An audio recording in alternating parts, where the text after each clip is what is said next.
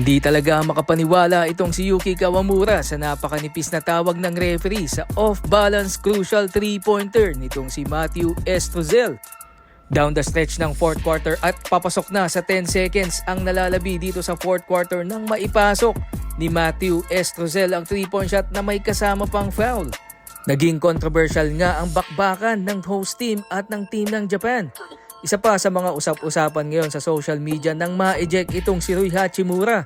Natawagan siya ng unsportsmanship foul nang subukan niyang depensa nitong si Rudy Gobert. Sa tindi ng performance ng dalawang superstars ng Japan, ay talaga nga naman pinahirapan nila dito ang host team na France.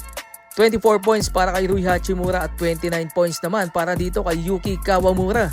Sa huli, panalo pa rin ang host team 94-90. May pag-asa pa rin naman ang Japan. Kailangan lang naman nilang talunin ang next assignment nila, ang team ng Brazil, ng 24 plus points para